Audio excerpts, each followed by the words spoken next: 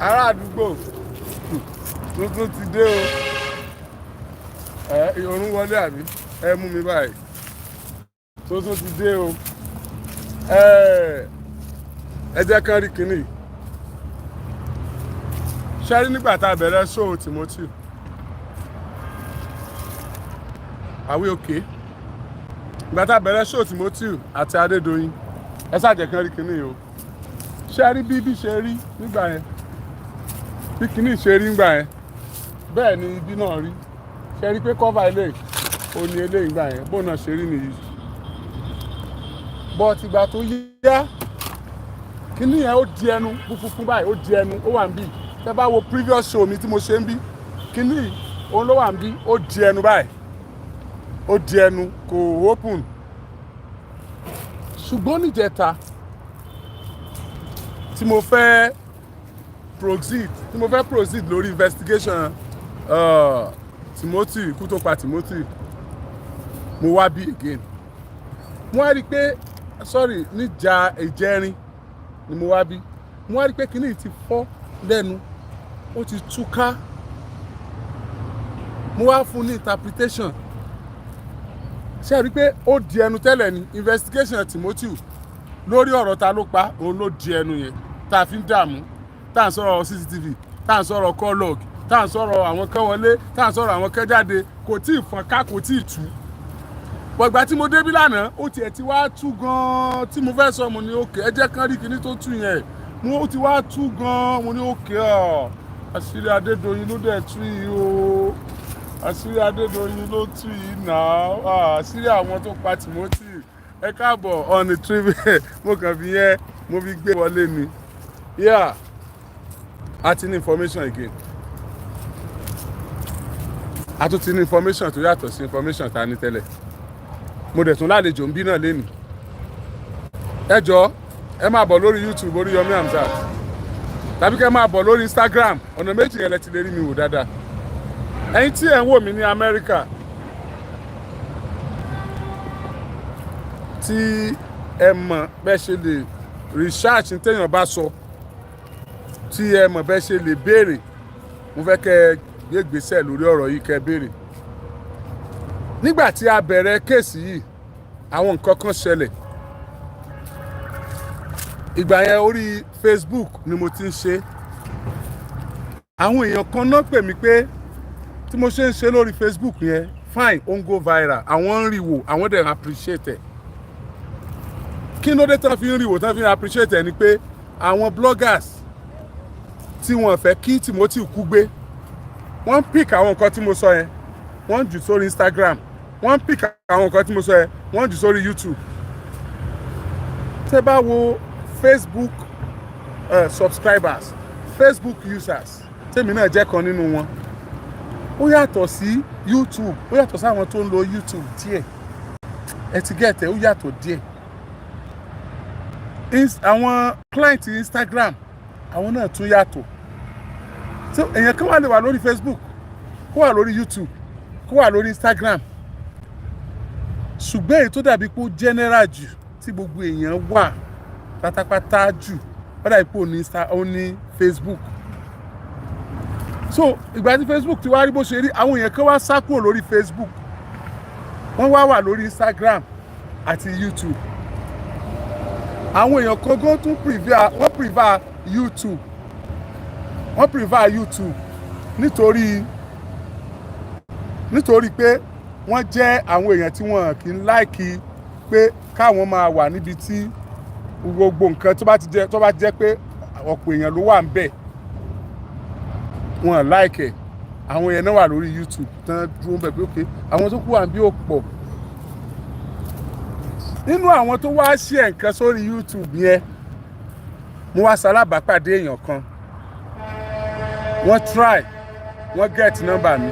wọ́n dẹ̀ pè mí wọ́n jẹ́ ara àwọn àmúyangàn orílẹ̀-èdè Nàìjíríà wọ́n láàmìlaka ní United States of America wọ́n lè bọ́ba sọ̀rọ̀ wọ́n lè bájòyè sọ̀rọ̀ a bẹ̀rẹ̀ sí ní rídìí ọ̀rọ̀ yìí yíwọ́ mọ́ Adédoyin lọ́wọ́ torí pé irú àwọn èèyàn wọ̀nyí aṣalábàápàdé wọn tí wọ́n dẹ̀ bá wa dá sí ọ̀rọ̀ yìí àwọn àtàwọn èèyàn bíi wọn míì wọ́n pick up ọ̀rọ̀ yẹn wọ́n dẹ̀ bẹ̀rẹ̀ sí ní ṣe gudugudu méje yàyà mẹ́fà lórí ẹ̀ nígbà tí wọ́n gbọ́ wọ́n pe ààrẹ orílẹ̀-èdè Nàìjíríà bàbá wa Muhammadu Buhari wọ́n pè wọ́n lórí fóònù àwọn wo ṣóò kan àwọn gbọ́ nǹkan kan sọ́ọ̀sì àwọn lórí Yomi Hamzat àwọn dẹ̀ mọ èèyàn torí Yomi Hamzat jẹ́ kéèsì Adédoyin yìí pẹ̀lú Timothy yìí àwọn ò fẹ́ ká jù sí abẹ́ kápẹ́ẹ̀tì o àwọn fẹ́ kẹ́ take it up àwọn fẹ́ kẹ́ ṣiṣẹ́ lórí ẹ̀ àwọn alágbára mọ́ra wọn. bàbá wa ààrẹ Muhammadu Buhari wọ́n pe IG straight IG take up matter wọ́n give order fún instant response team èyí tọ́gá ọlọ́pàá dìísù tí wọ́n jẹ́ olórí wọn instant response team yẹn ibẹ̀ ni Kyari wà tẹ́lẹ̀ Abba Kyari olóhẹ̀dẹ̀ tẹ́lẹ̀ ẹ̀yin náà ti mọ instant response team yẹn but bàbá dìísù ló ẹ̀ẹ́dẹ̀ báyìí ọ̀gá ọlọ́pàá dìísù àwọn náà ẹ̀ẹ́dẹ̀ báyìí ọ̀gá ọlọ́pàá dìísù yẹn dẹ̀ wà lẹ́kọ̀ọ́ tẹ́lẹ̀ tí gbogbo èèyàn ti mọ irú iṣẹ́ tí wọ́n yàn láàyò wọ́n ọ̀dà láti Àbújá wọ́n lọ sí Òṣogbo àti case file àti everything wọ́n gbé ọjọ́ tí wọ́n gbé Adédoyin kúrò lóṣogbo jẹ́ ọjọ́ kẹta tí wọ́n lọ slum tí wọ́n náà rọ̀ṣẹ̀ lọ sí hospital from the hospital wọ́n gbé wá sí police clinic tó wà lóṣogbo ní police headquarter is it police headquarter bí anti-crime sir ó tó sáwà lóṣogbo àtòṣogbo yẹn orí bẹ́ẹ̀dì náà bá kí wọ́n máa tọ́po sí kìntì onítùmọ̀ náà ní okay àlàyé wọn ní a máa gbé yín bọ̀ ní Àbújá o ẹ páàkì gbogbo ẹrù yín gbogbo case file ẹ kò lè wà lọ́wọ́ wọn kó gbogbo ẹ̀ ó di wọ̀ l'Àbújá nígbà tán ṣe bẹ́ẹ̀ mo wá sọ fún yín ọ̀pọ̀lọpọ̀ mọ̀ ọ̀pọ̀lọpọ̀ kéèsì ló ń kú ọ̀pọ̀lọpọ̀ kéèsì ọ̀rọ̀ ọmọ yẹn Sylvester nígbà tí mo rí ó dùn mí torí pé mo ti ń wò pé nǹkan bẹ́ẹ̀ yẹn ó ṣẹlẹ̀ nígbà tí mò ń gbọ́ àwọn ọmọ tó involve tí mò ń gbọ́ àwọn ọmọ tó involve tí mò ń gbọ́ àwọn family tí ọmọ wọn involve mo wá mọ̀rú àwọn èèyàn tó ń lọ sí school yẹn mo wá wò lẹ́mìí mi pé ó máa lágbára díẹ̀ ṣùgbọ́n mo jẹ́ ọ̀kan tó yẹ pé mi ò kì í fẹ́ mo máa fẹ́ tọ̀ sójú kan kó lè hó mo fẹ́ yanjú ọ̀rọ̀ Timothy yìí ẹ rí i pé tèkìtì náà tá a mẹ́nubà ọmọ tí wọ́n pa tí wọ́n kó sínú àpò tí wọ́n gbé sínú kúlà tí pásítọ̀ yẹn jáde tó lọ́mọ òsì lọ́dọ̀ àwọn ọlọ́run jẹ́ wọn orí tẹ́ padà rọ́mọ nínú ẹ̀ tó lọ́mọ ohun tó ya wèrè ló pa another case náà nìyẹn a lè máa bá gbogbo ẹ̀ tètè a bá ti ń parí ìkan láà máa bọ́ sí mi finally nípa ọ̀rọ̀ Adédoyin ẹ jọ̀ọ́ torí Ọlọ́run gbogbo ẹ̀yin ọ̀rẹ́ Adédoyin gbogbo ẹ̀yin tí wọ́n sanwó fún lẹ́ẹ̀kan sí ìrìfáàsì blogger o blogger ò ṣàbùrú kankan sí mi o gbogbo blogger kankan ò ṣe kankan sí mi o àwọn tí mo sanwó fún tí mo sọ wọ́n mọ́ra wọn o mi ìbá blogger wí o now tọrọ wá rí bó ṣe rí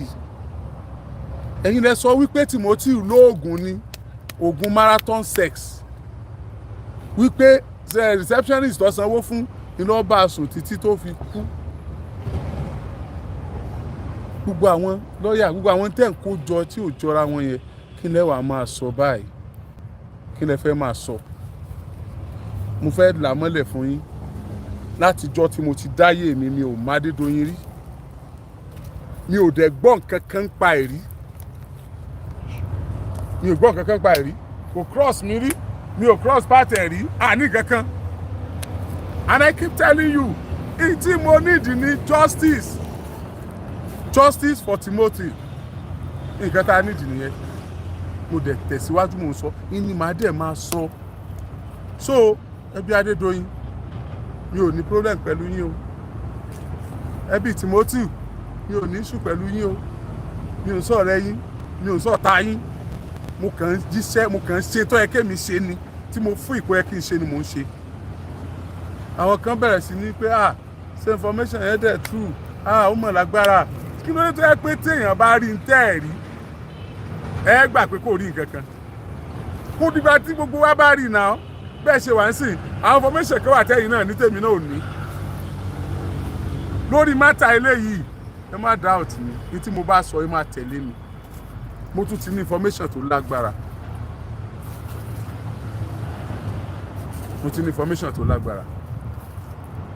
kí ni information náà kí ni orúkọ àwọn MJ mo mọ àgbẹ̀dẹ Dr. Akinyemi Dr. Akinyemi Àgbẹ̀dẹ from United States of America. àwọn ni wọ́n bá wa pè Muhammadu àwọn ni wọ́n bá wa pè ààrẹ orílẹ̀-èdè Nàìjíríà Muhammadu Buhari wọ́n wá ní kí n dúpẹ́ lọ́wọ́ ààrẹ Nàìjíríà èmi náà wá ń dúpẹ́ lọ́wọ́ ààrẹ wa Muhammadu Buhari ẹ ṣé o mo ń dúpẹ́ lọ́wọ́ ọ̀gá ọlọ́pàá pátápátá lórílẹ̀-èdè Nàìjíríà ẹ ṣé mo ń dúpẹ́ lọ́wọ́ ọ̀gá àgbà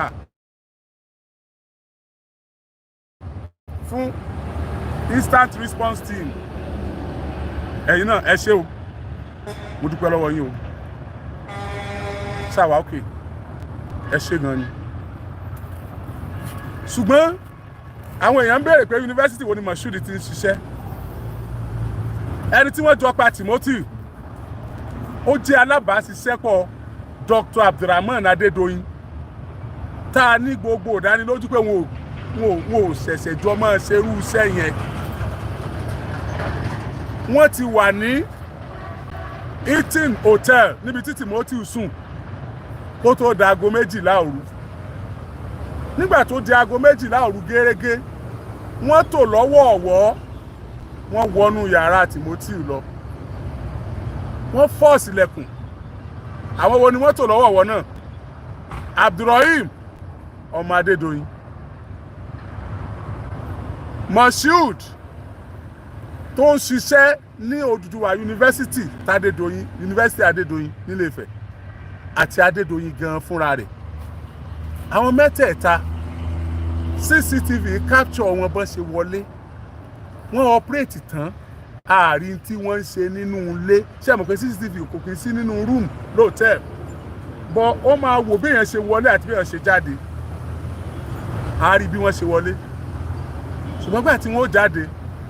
àárí bí wọ́n ṣe gbé páálí kan jáde tí wọ́n ti gbé òkú Timothy sínú ẹ̀ lẹ́yìn tí wọ́n ti pa tán wọ́n sì ti fi aṣọ hòtẹ́ẹ̀lì yẹn wé gbogbo tí wọ́n gbé jáde nínú yàrá yẹn òun la padà lọ bá tí wọ́n bò mọ́lẹ̀ níbi tí wọ́n ti padà rí létà yẹn obẹ̀ náà ti yọ Timothy tẹ́ ẹ fi rí òkú ẹ̀ yẹn tán jù lẹ̀lẹ̀ mo wá fẹ́ gbé fọ́tò máa post ẹ̀ àwọn ọlọ́pàá nígbà tí wọ́n rí gbogbo eléyìí wọ́n lọ sí court again ṣé ẹ mọ̀ pé agbẹjọ́rò Timothy agbẹjọ́rò Adédoyin ó ti lọ sí court tẹ́lẹ̀ SAN agbẹjọ́rò ńlá ẹni ńlá ní ṣe ńlá tán bá lólówó ṣe gbogbo tán olówó ló lè gba SAN àbí ó ti lọ sílé ẹjọ́ tẹ́lẹ̀ pé gàndán o àwọn bàbá ní diabetics o wọ́n lẹ́jẹ̀ rúru o wọ́n ní kinní kan o kí wọ́n fi wọ́n lẹ̀ o wọ́n lọ bá àwọn ọlọ́pàá náà lọ court àwọn náà lọ gba court order láti keep Adédoyin sí custody wọn títí tí wọ́n fi ṣe investigation tán tí wọ́n sì mọ̀ bóyá ọlọ́wọ́ ń bẹ àbí ọlọ́wọ́ ń bẹ. But during the investigation Adédoyin náà ti wo CCTV wọ́n ti fi hàn kò lè jiyàn mọ́ wọ́n bi léèrè pé ọmọ rẹ̀ lè ta lélẹ́yìí ọlọ́mọ àwọn Abdulrahim nìyẹn ta lélẹ́yìí ó lóun gangan ta lélẹ́yìí ó ní Mashood lórúkọ rẹ̀ ń jẹ́ níbo ló ti ń ṣiṣẹ́ ó ló ń ṣiṣẹ́ ní Odùduwà University wọ́n gbéra láti Àbújá wọ́n wá sí Odùduwà University ṣùgbọ́n Mashood ti mọ̀ wípé bí wọ́n ṣe mú Adédoyin tí wọ́n tètè fa Adédoyin lẹ̀ yìí ọ̀rọ̀ yìí ti yíwá o ọ̀gá àwọn èèpẹ́ tó bá ìtàn bá ṣe nǹkan kan o Mashood ti sá lọ wọn ò bá àwọn ọlọ́pàá wá padà sí court again wọ́n wá lọ gba order injunction whatever you call it court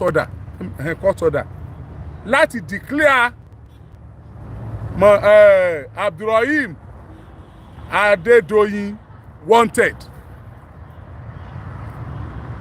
Mashood náà ti di wanted o tẹ bá bá wa rí wọn o fọ́tò wọn wà á bọ́ sórí Instagram mi ò tí ì rí ti Mashood mo sì ń ṣiṣẹ́ lọ́wọ́ lórí picture Mashood but picture yẹn ó bọ́ sórí Instagram Abdulrahim mo wá fi Ọlọ́run bẹ̀yìn orí Instagram mi tó máa bọ́ sí ni Oríyọmí Hamzat official ó ní Instagram address Oríyọmí Hamzat official lórí YouTube náà mo lè fi síbẹ̀ Facebook náà máa fi síbẹ̀ ẹ jọ tẹ́ ẹ bá ṣàti rí picture yẹn ẹ bẹ̀rẹ̀ sí ní share rẹ̀ ẹ share rẹ̀ yànmọ́ bí ìgbà tí wọn ò share nǹkan rí ẹ máa share rẹ̀ ẹ máa gbọ́ o ǹjẹ́ ẹ mọ̀ wípé Timothy nìkan kọ́ lọ́mọ Èrúwà tó kọ́kọ́ kú lọ́dọ̀ àwọn Adédoyin ọmọ kan bẹ l'Èrúwà ọmọ kí náà porúkọ bàbá rẹ̀ yẹn o mo máa dákọ ẹ òun náà lọ sí Odùduwà University àwọn òbí rẹ̀ òrókù rẹ̀ wọn ò ráàyè rẹ̀ dì sí ọ̀fẹ́ rántí má yọ̀rọ̀ ẹ̀ lẹ́nu níbi pé wọ́n ń wọ́ ọmọ yẹn níyà ẹ̀ kú sí ní bàbá ẹ̀ kú sí ọmọ Èrúwà ló náà wọ́n ṣe wá ń wò sígbà tẹ́lẹ̀ ìṣẹ̀lẹ̀ ní pé skul máa yí mọ́ lọ́mọ yìí ń lọ mo tún ní mi o látẹ̀kọ́ ìyá ọmọ yẹn ti bá mi sọ̀rọ̀ láti abroad ìyá rẹ̀ ti ní stroke bàbá rẹ̀ ti kú ọmọ yẹn náà skul Adédoyin ní lọ òun náà kú dànù bẹ́ẹ̀ ni wọ́n ti ẹ̀rọ kù tiẹ̀ wọ́n padà gbókù ẹ̀ kí ni àwọn bára wa sọ image laundry wo la wá ń ṣe tí a mọ̀ wípé àwa tá à ń ṣe image laundry fẹ́ tó pààyàn lónìí bí ọ̀bá já wa gangan àjọ ọmọ ẹni tí ń ṣe image laundry fẹ́ tí ń pààyàn náà lọ́wọ́ tẹ̀ lọ́la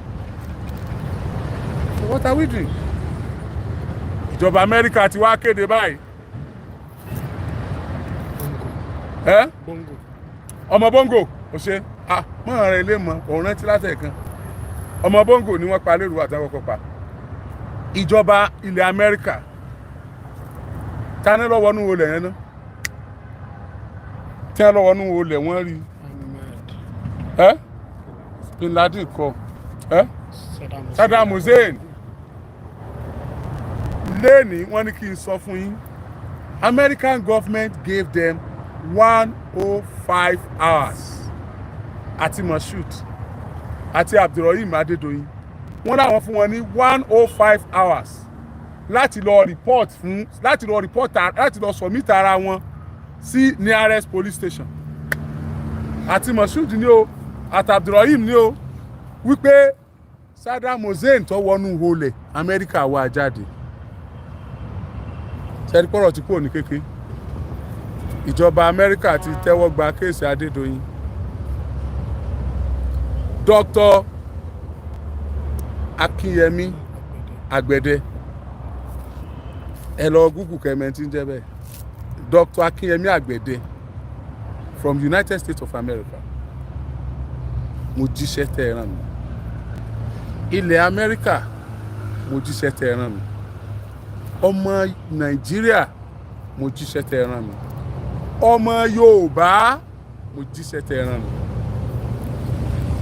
Mashood Abdulrahim ẹ lọ fara yín kalẹ̀ sí nearest police station Èkúté ilé gbọ́ngbọ́ngbọ́n ológin nífẹ̀sọ̀ mú mo ní ẹgbẹ́ àwọn òṣìṣẹ́ lórílẹ̀‐èdè Nàìjíríà ẹgbẹ́ àwọn akẹ́kọ̀ọ́ ilé ẹ̀kọ́ gíga lórílẹ̀‐èdè Nàìjíríà wọ́n wà ń bí ẹ má bọ̀ ẹ ra sà orúkọ yín. orúkọ tèmi ni Tégbè Stephen Fìyìnfolúwa. Tégbè Stephen Fìyìnfolúwa ipò wo lẹ̀yin kó nínú NANS. èmi ni olórí àwọn akẹ́kọ̀ọ́ #1 student in South West olórí àwọn akẹ́kọ̀ọ́ ní gbogbo ilẹ̀ Yorùbá. ilẹ̀ Yorùbá tó kí àtàárọ̀ lẹ ti délé iṣẹ́ rédíò Àgídìgbò kí ni wàá ṣe gan. tẹ̀sán ẹ fẹ́ rórí yọmí kí ni ẹ wá ṣe. Kó tó di èní láti ń gbìyànjú láti jẹ́ pé ká rí Oríyọmí Hamzat tí wọ́n jẹ́ bàbá wa àti ọ̀gá wa tó dẹ̀ jẹ́ pé iṣẹ́ wa náà fẹ́ papọ̀ mọ́ra wọn because ìgbà téèyàn bá ti ń jà fún ẹ̀tọ́ àwọn èèyàn ìkọ̀ọ̀kan náà lájọ ń ṣe so reason dẹ̀ náà ni pé àwa náà ti gbìyànjú as a body láti jẹ́ pé ká mọ nǹkan tó wà lórí kéèsì yìí àtìgbà tí máa yẹn ti kú Timothy Adégòkè ọmọ Èrúwà yẹn adẹ̀tí ara àwọn ìgbìyànjú tá a ṣe ni pé a lọ sí Ọ̀ṣun state and we were able to meet up with the commissioner of police olórí àwọn ọlọ́pàá níbẹ̀ yẹn lọ́ṣun state a meet wọn CP Olókòdé ìgbà tá a dẹ̀ sọ̀rọ̀ wọ́n jẹ́ kó yé wa pé àwọn inú àwọn dùn pé a wá pé àti ẹ̀ máa fa wàhálà bí àwa akẹ́kọ̀ọ́ ṣe máa ń fà tẹ́lẹ̀ pé àti ẹ̀ wá béèrè gẹ́gẹ́ bí nǹkan tá a máa ń ṣe náà pé consultation kó tó di pé yẹn máa confront CP jẹ́ kó yé wa pé kéèsì yẹn ò sí ní ọ̀dọ̀ àwọn mọ́ pé wọ́n ti gbé lọ sí Àbújá ìgbà tí CP sọ pé wọ́n gbé lọ sí Àbújá èmi personally mo wà concerned ara tí mo dẹ̀ ṣe wà concerned ni pé mo wò pé okay òṣèlú tá à ń ṣe Nàìjíríà tí wọ́n ń ṣe bí wọ́n ṣe máa ń bẹ́rì nǹkan nìyẹn pẹ̀lú nǹkan tí ọ̀gá sọ lé ní Oríyọmí Hamzat ó jẹ́ kí n tún ní belief díẹ̀ nínú commissioner of police Ọ̀ṣun state torí pé wọ́n sọ fún wa pé ọ̀rọ̀ yẹn ti wà l'Àbújá pẹ̀lú nǹkan tó ọ̀gá dẹ̀ sọ fún wa lé ní ọ̀rọ̀ yẹn wà lóòótọ́ because àwa bí ọjọ́ bíi mélòó kan sẹ́yìn mo post WhatsApp mi mo ní pé ìgbà tá a gbọ́ nǹkan kan mọ́ either Ọ̀ṣun state government or federal government the student populace of Nigeria students in Southwest we are ready to fight to the latter end concerning this case but ìgbà tá a meet ọ̀gá lé ní pẹ̀lú àwọn nǹkan tó wà nílẹ̀ ńsìn a rí i pé kákan máa solidarity ló kù ibi tó bá yẹ káwa náà come in tọ́gà bá pè wá gàtà bá lè jọ ṣe papọ̀ campaign nǹkan tá bá lè jọ ṣe láti jẹ́ pé ọ̀rọ̀ yìí ò tún ní di pé báyà àwọn náà tún lọ wá lágbára míì gẹ́gẹ́ bí ọ̀gá ṣe sọ láti ìlú òyìnbó now inú wa dùn gan inú wa dẹ̀ dùn pa meet ọ̀gá lẹ́ni tí wọ́n dẹ̀ fún wa ní way forward lórí ọ̀rọ̀ yìí èmi Tẹ́gbẹ́ Stephen Fífolúwa ìgbà tí mò ń campaign láti di number 1 student torí student wa iná ni Timothy Adégòkè is a master student of Obafemi Awolowo University Ilé-Ifẹ̀ and constitution NANS ó clear gan NANS is National Association of Nigerian Students in as much as you are a student either primary secondary tertiary or undergraduate or postgraduate you are our student so kéèyàn máa ṣe PhD Nigerian student ni so a ní right lórí ọ̀rọ̀ Timothy Adégòkè ó tún wá jẹ́ ọmọ ọ̀dọ́ wa ó jẹ́ ọmọ Ọ̀yọ́ state so èmi student poli Ìbàdàn lèmi tí Ọlọ́run dẹ̀ ṣe pé mo jẹ́ number 1 student in Southwest so inú wa dùn gan pé àwọn ọ̀gá wọn ti gbìyànjú lórí kéèsì yìí ibi tí ọ̀rọ̀ yẹn dẹ̀ dé dúró a ní láti máa sọ pé we want this we want that again ìyìn ta dẹ̀ wọ́n ta fẹ́ náà ni pé kí ọ̀gá kó má rẹ̀ wọ́n kí wọ́n dẹ̀ bá wa continue tí wọ́n ṣe ń ṣe ibi tí wọ́n bá dé yẹn kí wọ́n má dúró níbẹ̀ kí wọ́n má continue ẹ̀ lọ. mo fẹ́ kẹ́ bá mi appreciate the President of Federal Republic of Nigeria General Muhammadu Buhari retired General Muhammadu Buhari kẹ́ẹ̀dẹ̀ bá mi dúpẹ́ lọ́wọ́ IG ọ̀gá ọlọ́pàá pátápátá kẹ́ẹ̀ bá mi dúpẹ́ lọ́wọ́ Disu Soji Disu tó jẹ́ ọ̀gá àwọn instant response team wọ́n ṣe dáadáa I must tell you wọ́n ṣe dáadáa gan ni o tó bá yẹ pé bí nǹkan ṣe ń rí tẹ́lẹ̀ nìyí tá à ń sọ ìkọlà máa sọ Nàìjíríà ti máa dáa because CCTV yẹn wọ́n ti destroy ẹ̀ wọ́n kó papọ̀ wọ́n rí assemble ẹ̀ wọ́n wá wò ó wọ́n fi òun náà kọ́ lọ́ọ̀gì ẹ̀ gangan ibẹ̀ ló ti hàn pé ó kù táìmù díẹ̀ tí wọ́n máa lọ fún operation yẹn Adédoyin gangan pé Moshood lórí fóònù so look at the investigation níta àmọ́ ọlọ́pàá mọ̀ nìyẹn ìtí ó yẹ kí wọ́n máa ṣe nìyẹn so kó má jẹ́ pé níta bá ṣe tí ò dáa nìkan láà máa sọ̀rọ̀ bá ṣe ṣe tó dáa sí ká kí wọn ká dúpẹ́ lọ́wọ́ wọn because another thing ṣe mọ̀ pé autopsy report gẹ́gẹ́ ó ti wà lọ́dọ̀ àwọn ọlọ́pàá àwọn èèyàn Adédoyin tó gbé another autopsy lọ tó tún contradict tó wà lọ́dọ̀ wọn do you think autopsy of that nature will go without any cash kini wọ́n reject anything tẹ́ bá gbé wá sọ́fà wọ́n lé wọn dànù we don't want it we want justice on this matter so we need to appreciate them ẹ bá ń dúpẹ́ lọ́wọ́ wọn. pẹ̀lú nǹkan tí ó dé ibi tá a dé dúró ní nàìjíríà lé ní inú wa dùn gan then ó show pé the youth of this country today there is hope for us because tábà lè máa ní justice lórí àwọn case báyìí bọ́gà ṣe sọ kánípò ti máa ń ṣẹlẹ̀ tẹ́lẹ̀ problem ò ní máa sí ní nàìjíríà. On behalf of Nigerian students in Southwest and through the number 1 student in Nigeria, Comrade Sunday Adedayo Ashefon, we want to appreciate the number 1 citizen of this country, General Muhammadu Buhari, the Grand Commander of Armed Forces of this country, Federal Republic of Nigeria.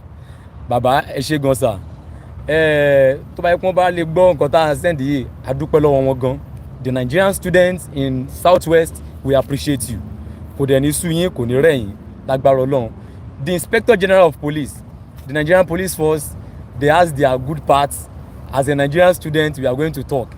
Wọ́n dẹ̀ ní nǹkan náà tí wọ́n máa ń ṣe tí kò dáa. But tí wọ́n ṣe ẹ̀yin àgbà náà lè máa ń sọ pé tọmọ ẹni bá ṣe dáadáa ká kí.